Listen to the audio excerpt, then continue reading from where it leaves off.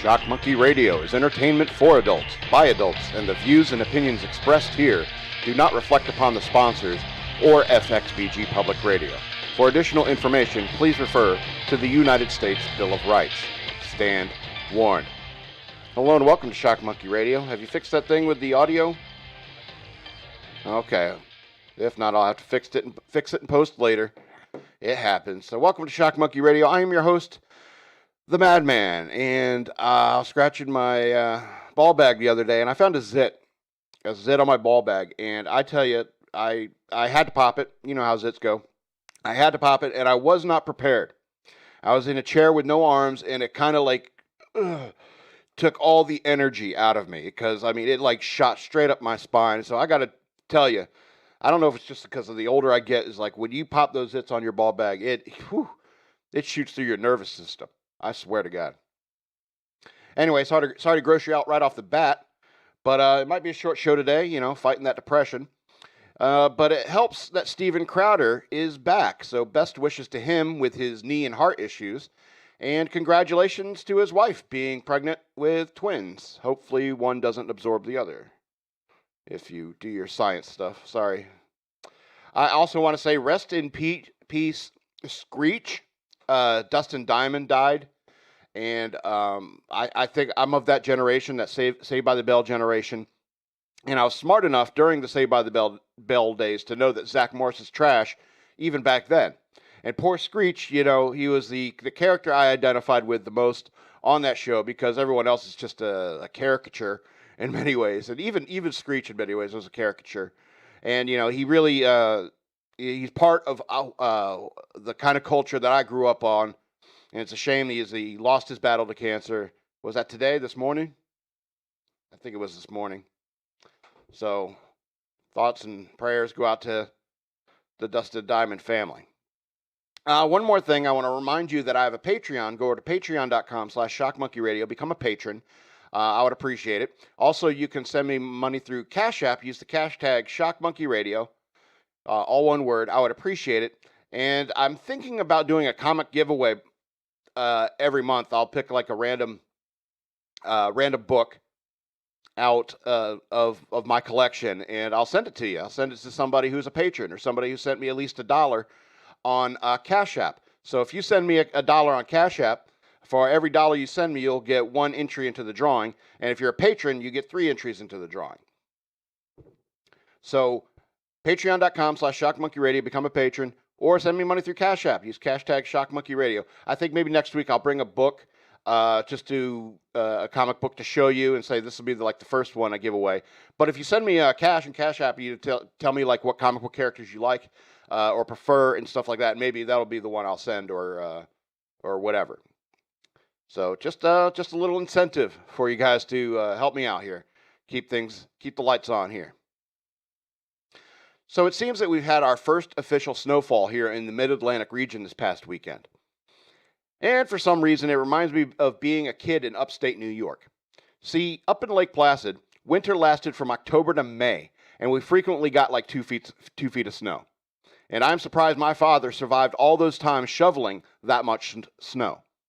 Sure, I helped from time to time, but mostly it was my dad shoveling out the driveways early in the mornings. Sometimes it would snow hard for a couple days, and at some point on the third night, it got too cold to snow, and it dropped below freezing. And you'd come out the next day, and you'd find the top layer of snow frozen into the ice. Yet underneath was the powdery snow. So my sister and I would dig tunnels below the sheet of ice like a couple of very lost Viet Cong. And making forts out of snow was nothing new for us.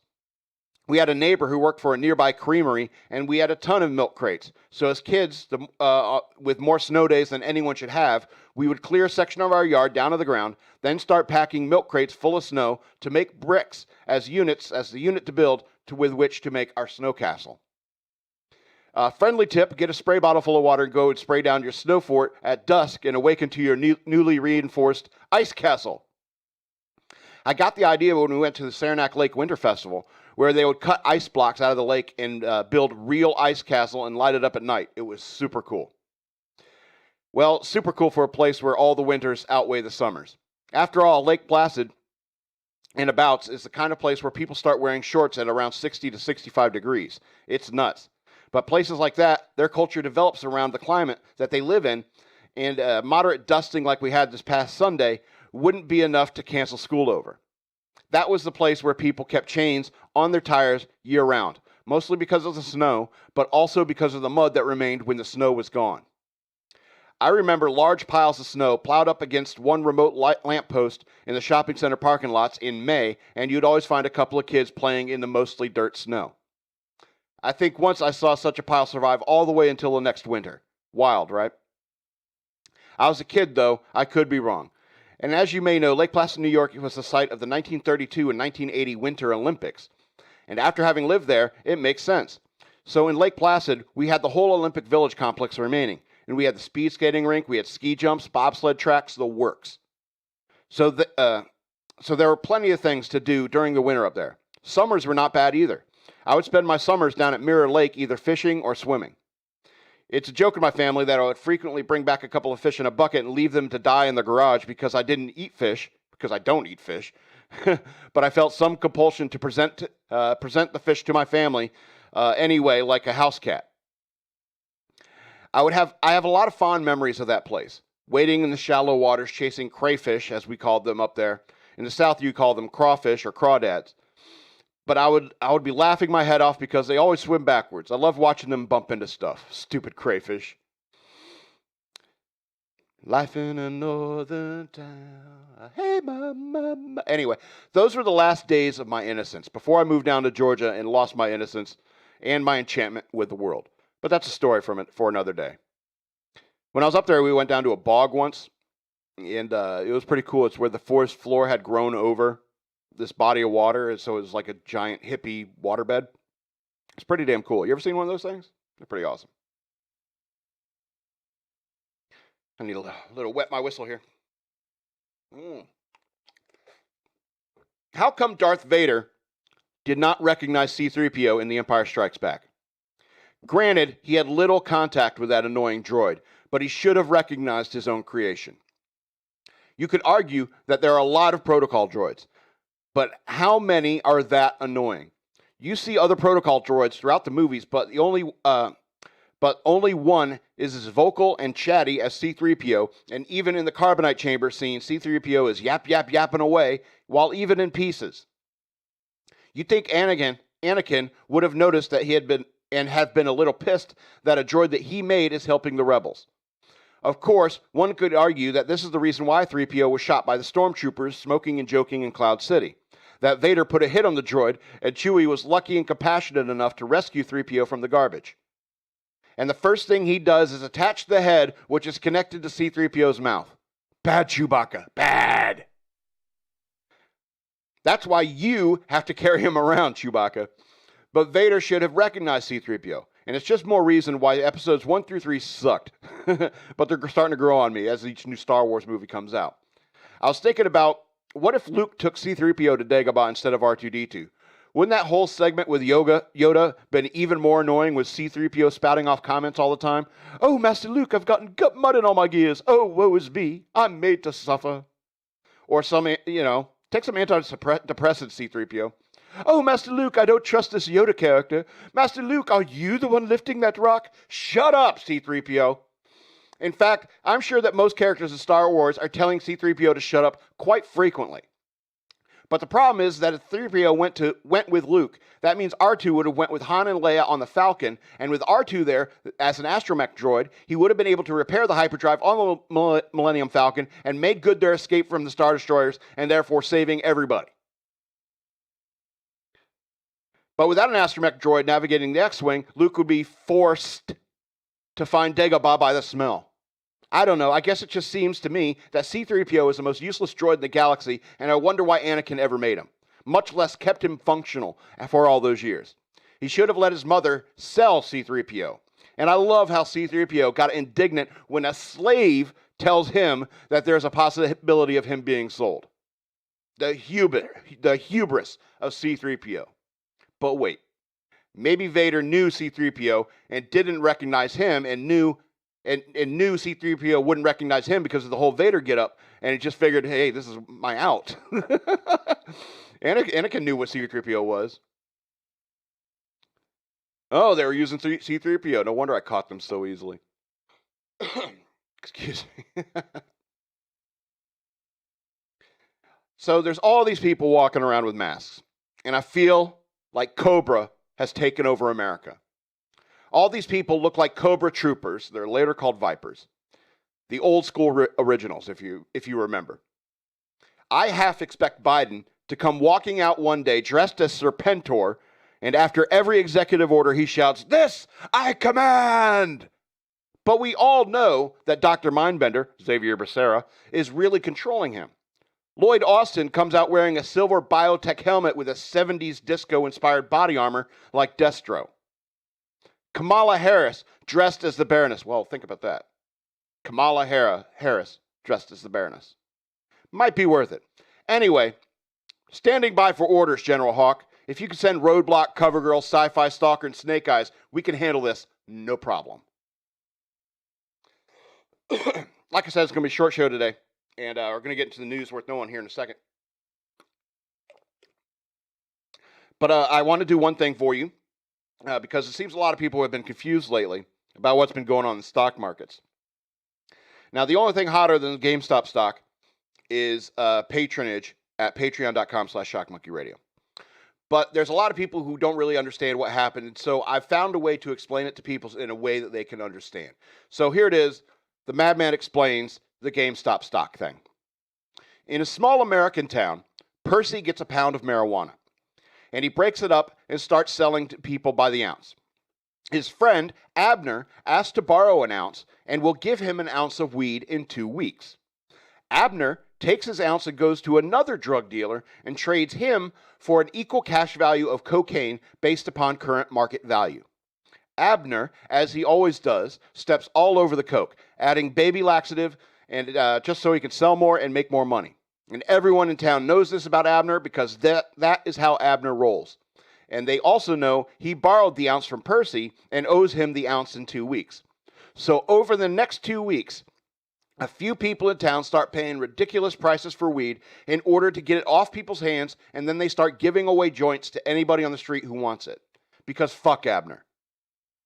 2 weeks pass, and Abner made his money back plus some, but the price for weed on the streets has skyrocketed, and Abner has to try to piece together an ounce from $80 grams here and there just to pay back Percy. Percy doesn't want cash. He wants his ounce of weed back because it'll be 6 weeks before he gets another pound.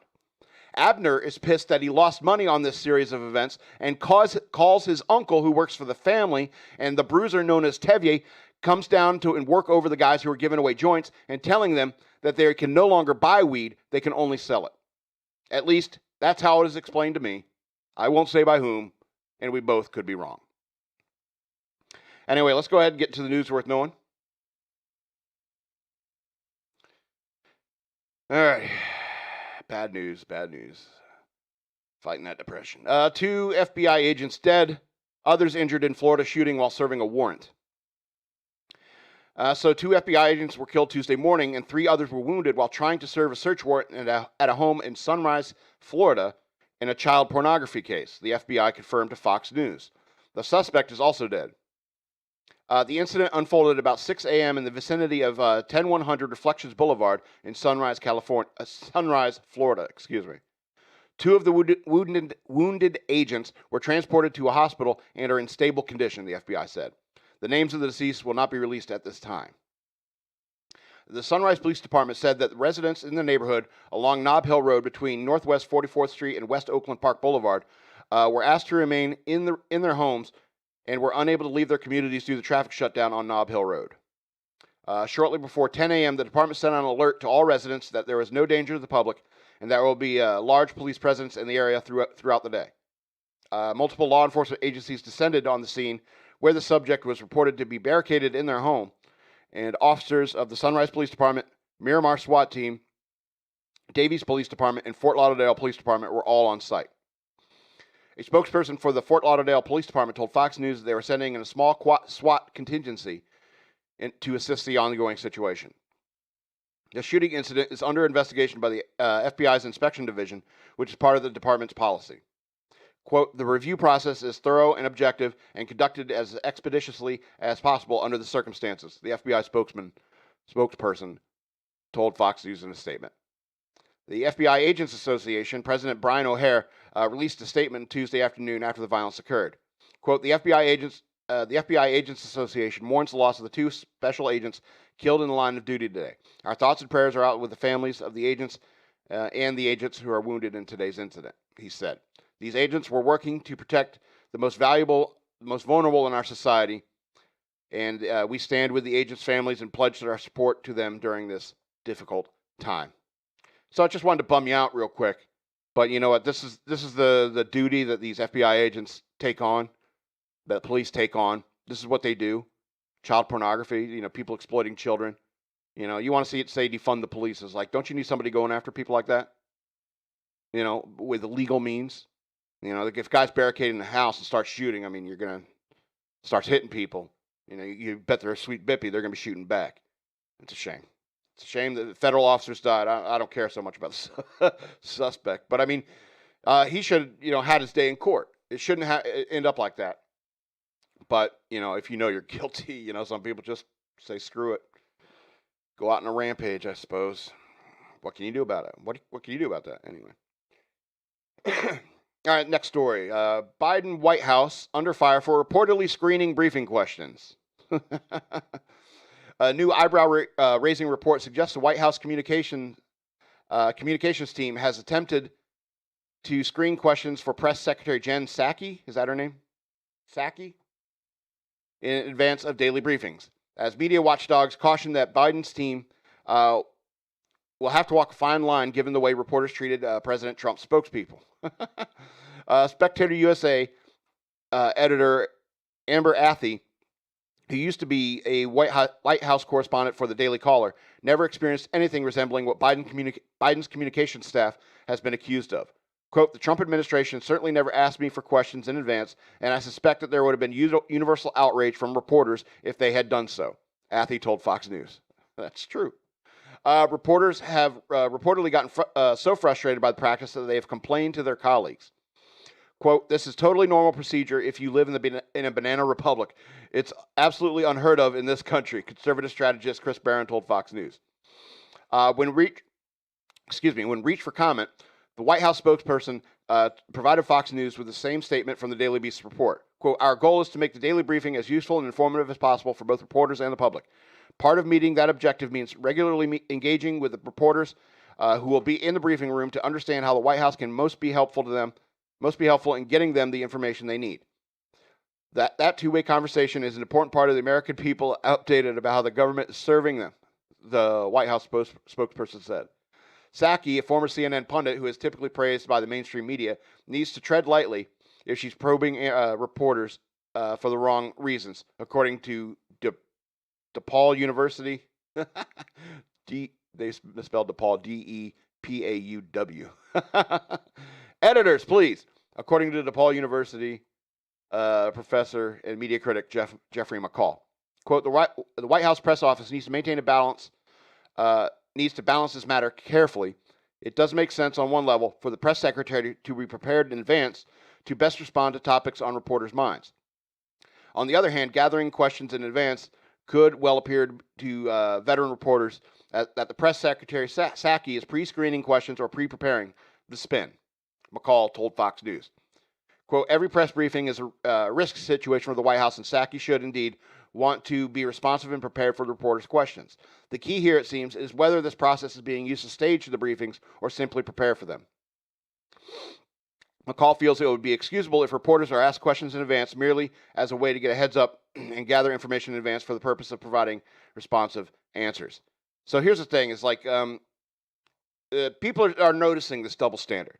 They're noticing this double standard when it comes to the Biden administration as opposed to the Trump administration, the way that the press treats them. And when it comes to Jen Psaki, you could see how she's like straight up colluding with the press, and the press is clearly working for the Democratic Party, and people are seeing this. People are seeing that, and it's blatant. It's blatant if Jen Psaki says, like, hey, give me the questions you're going to give me so I can get the perfect response to it. Kayleigh McEnany, I mean, she was like super organized and just like, it never asked them, ahead of time what questions they're going to ask. She had all of her stuff ready to go. to respond to those answers like a normal person was. You know, Jen Psaki, if you ask me, she's cheating. If she's emailing these people, say, what kind of questions are you going to ask me? You are not properly prepared. You are not properly qualified to be a press secretary. You need to be able to have these answers ready to go, like Kayleigh McEnany did. No matter who the president is, no matter who you're speaking for, you need to be prepared to do your job. There's no cheat sheet, okay? You can't write the press as like, hey, can you make my job easier by giving me the answers ahead of time? No matter how you feel about Biden, no matter how you feel about Trump, you know, do your job. Do your job. It's not hard. Pay attention to the news. What kind of questions are people going to ask? If you're good at your job, you can anticipate this kind of stuff. Instead, you're emailing them directly and say, what answers do I need to fill out on the questionnaire? Anyway, but the double standard is obvious. I think most sane Americans can see it. Anyway, let's go on to another bummer of a story. Oklahoma shooting leaves 6 dead, including 5 small children. 6 people, including 5 small children, died, and a second adult was injured Tuesday after a gunman opened fire at an Oklahoma home, police said. A KFOR reporter, citing family members, said the 5 children fatally shot were ages 2, 3, 5, 6, and 9. Police received a 911 call at approximately 1:30 a.m. For a report of a multiple people shot at a home at Indiana Street in Muskogee. Muskogee, which is located roughly 45 miles southeast of Tulsa. Local Fox 23 News reported. Police responded to find the suspect carrying a gun. At some point during the encounter, an officer shot his service rifle one time, but missed the suspect who fled from the area, the outlet reported. Hold on a second. Okay. Yeah, okay. If there's like known gun at the scene, they're probably pulling their rifle out as soon as they get to the scene. Okay. Police later took the suspect, identified as Jaron Dijon Pridgeon, into custody. Sorry if I screwed up that name, sir. You deserve that respect at least. Officers at the scene found 1 man and 4 children dead. A 5th child was rushed to a Tulsa hospital, but could not be saved, police said. A woman who was shot and wounded, but was in stable condition Tuesday afternoon, police said. Wow, that was a horrible writing. Authorities have not released the victims' names. Muskogee police officer Lynn Hamlin described the slain youths as small children. She said authorities don't yet have a motive, but they don't believe any other suspects are involved. Quote, we don't believe it's random, but we just don't have the details yet of why or what happened, Hamlin said. Hamlin said suspects and victims all lived in the home, but the exact nature of their relationships had not been determined. Quote, it's not random, and obviously because they all did live in the home together, but as far as what the relationships look like, we don't know that yet, she said. And she said Pridgeon was not cooperating with investigators. It's not immediately clear if he had an attorney that could speak on his behalf. Yes, even a child murdering asshole like this deserves legal representation and deserves his day in court. And hopefully they'll lock him up and throw away the key. You know, possibly even it was this Oklahoma. Yeah, he may get the death penalty. And good. You know, on a story like that, I'm pro-death penalty. On a day like today, I'm pro-death penalty. Ask me again tomorrow. Who knows? My opinion might change. Anyway, fighting that depression. All right, let's talk about these lazy, spoiled bitches in this public school system. All right, so Chicago Public Schools backs down on threat of locking teachers out while union says it's winning. Chicago Public Schools has backed down on its threat to lock K-8 teachers out of their remote learning tools if they fail to show up at its facilities this week to prepare for the return of in-person classes. The withdrawal was an announcement of a joint statement issued Monday night by Mayor Lori Lightfoot and the CPS CEO, Janice Jackson, and for now appears to have a potential strike from the Chicago Teachers Union. Both sides are in dispute over how to reopen schools safely during the coronavirus pandemic. The union previously threatened that its members would picket if they were denied access to programs that they have been using to instruct students remotely. Quote, we have reached another important milestone today in our effort to provide in-person learning for our students in the Chicago public school system. We have secured agreement on one other open issue and made substantial progress on a framework that we hope will address the remaining issues, the statement said. We are calling for a 48-hour cooling off period that will hopefully lead to a final resolution on all open issues. Quote, as a result of the progress we have made and as a gesture of good faith for now, teachers will retain access to their Google Suite, it added. Students will remain virtual Tuesday and Wednesday, and we'll update CPS school community as there are further developments. The district previously had planned on resuming in-person classes for K-8 students on Monday. The statement didn't elaborate on what open issue was resolved, but both in the district and the union are still negotiating over the teachers' vaccinations, a health metric to determine when the schools could close again if coronavirus cases rise. A testing program for staff and facility are working from home arrangements, according to the Chicago Sun-Times. Excuse me. Teacher Union President Jesse Starkey, in a message to its members, hailed the school's decision to stand down on its threat of locking out teachers. Quote, we are not currently locked out because of your unity, your commitment to your school communities, and your fearless solidarity, he said. We are literally working to steer CPS to a more responsible path to reopen schools safely, and we are winning, he said. We want to keep working remotely as we bargain in an agreement to return to our classrooms safely. Now, there's a lot of horrible things I could say. Done with the article. This is my opinion now.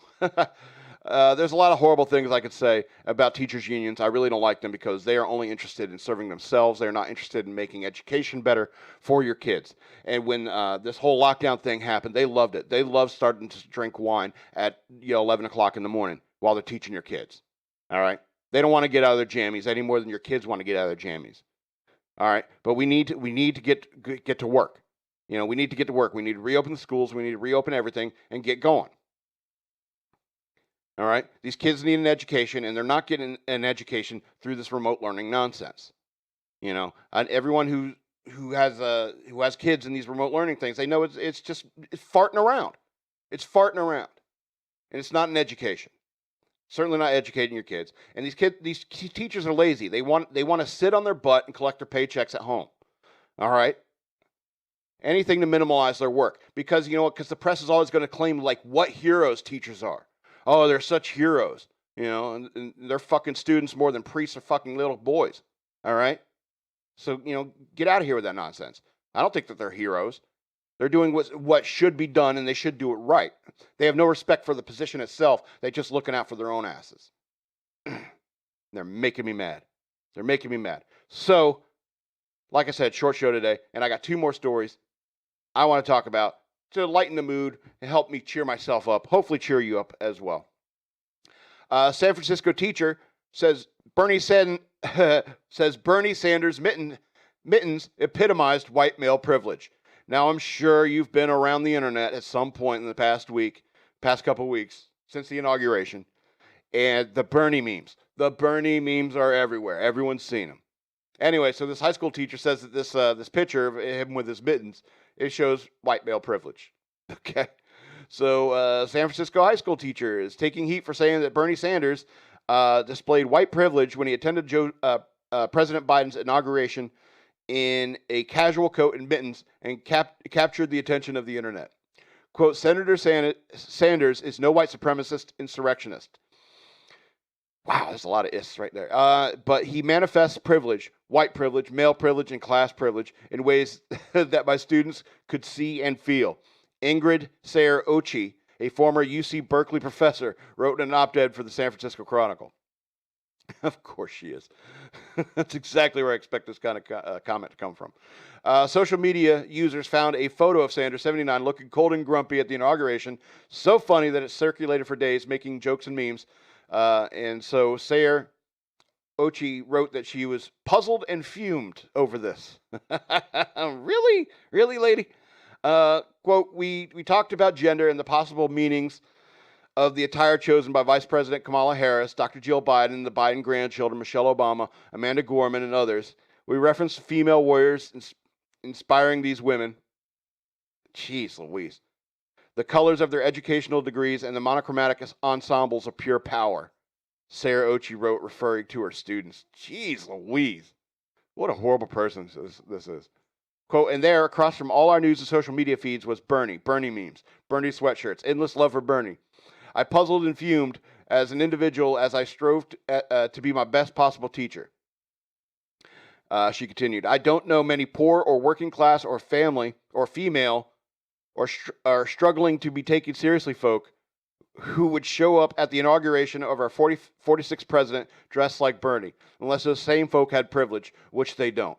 Aren't you kind of reaching here, lady? Anyway, Sarah Ochi received a boatload of online criticism for her op-ed. Quote, ugh, SJWs are so humorless that they have to take a stupid, funny meme and turn it into a meta-narrative about white privilege. Real Clear Politics President Tom Bevan wrote on Twitter. Quote, what a stupid, this is a quote, what a stupid and appalling article, all based upon how Bernie is dressed. As stupid and gross as it is, it represents a large and growing sector of left liberal thought, journalist Glenn Greenwald wrote on Twitter. Quote, wait, so Bernie has now been attacked for being too fancy and not fancy enough, all while wearing the exact same nondescript winter coat? The Hills Rising host Crystal Ball wrote on Twitter. Quote, Ingrid Sarah Ochi in Vermont, this is actually dress attire. Leave Vermont and Bernie alone. Lisa Langsdorff of Good Eye PR wrote on Twitter. Sanders dropped out of the 2020 Democratic presidential primary, which Biden eventually won. So we all love the Bernie memes. It's like, it doesn't matter what political party you are. It's like, you love the Bernie memes. And, it just leave it to some teacher from San Francisco who went to UC Berkeley to find white male privilege in that. And it's like everybody who laughs, trying to make everybody who ever laughed at a Bernie meme feel guilty and racist. They're going out of their way to make it that. Really reaching logistically to try to make it seem like there's some sort of racism or privilege at play. All right? You're just mad that you didn't make that joke. And that's what all this is. That's what a lot of this cancel culture is. It's jealousy. Jealousy that you don't have the freedom to speak your mind like someone like I do. I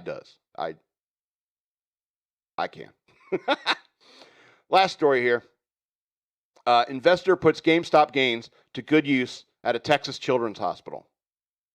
An anonymous investor who profited off GameStop's unprecedented stock surge decided to put some of his earnings towards a good cause. The Good Samaritan, who wishes to keep his identity private, donated 10 Nintendo Switches and 10 games to children at Medical City Children's Hospital in Dallas, Texas, a spokesperson for the hospital told Fox News. Because of the kind gesture last Thursday, each pediatric unit was able to get its hands on its own device and game. Quote, our child life specialists use a variety of tools to help our pediatric patients cope and heal in the face of a critical illness, Medical City Children's Hospital CEO Jessica O'Neill told Fox News. These new gaming systems will no doubt provide entertainment for our patients and help with the healing process during this challenging time, O'Neill said.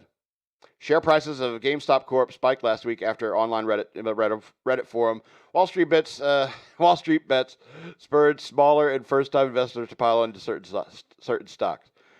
Shares of GameStop went from $17.08 a few weeks ago upwards of $320 as of Friday morning. This ultimately hurting market short sellers gave way for more recent investors to make quite a hefty profit. Thursday's donations were a result of such gains, according to KNSD News. The investor reportedly wanted to give back in a way that was equally hilarious to how they earned the money in the first place. Excuse me. The games are reportedly purchased from the GameStop locations in the area. Did he keep some of the stock? Quote, use some of my GME attendees to buy Nintendo Switches from GameStop, then donated them to a children's hospital, the investor wrote on Reddit. So, you know what, you may be fighting off that depression like me, but, it's stuff like this you got to cling to and remember and help you get through the day. It's like, it's a silly world we live in. It's a clown world that we live in. And, crazy shit's going to keep on happening. It's going to keep on happening. And the best you could do is take what you can and do what you can with it. You do the right things for the right reasons, and it's like, the windfalls that befall you, or the good investments you make, they'll eventually pay off. Even if it's something as silly as a GameStop or providing kids in a pediatric unit a little entertainment. You've been in hospitals, you know how boring they are. Oh my God, thank you. I've every single time I've ever been to a hospital, I was like, I wish I had a Nintendo Switch. Whether I'm a patient or I'm just there visiting somebody, I was like, damn, I wish I had a Nintendo Switch. So you can make the best of any bad situation if you like. So yeah, this has been the end of the show. It's been a short one, but I don't mind, and you don't mind. And I want to remind you, go over to patreon.com/shockmonkeyradio, become a patron, or go to use Cash App to send me money through Cash App using hashtag shockmonkeyradio, all one word. And remember, $1 gets you one entry in a drawing for a comic book at the end of the month. I think I'll do that at the end of every month. And next week, I'll bring in a comic book to show what I might be raffling away. So, yeah, this has been Shock Monkey Radio. I am your host, the Madman, and I love you.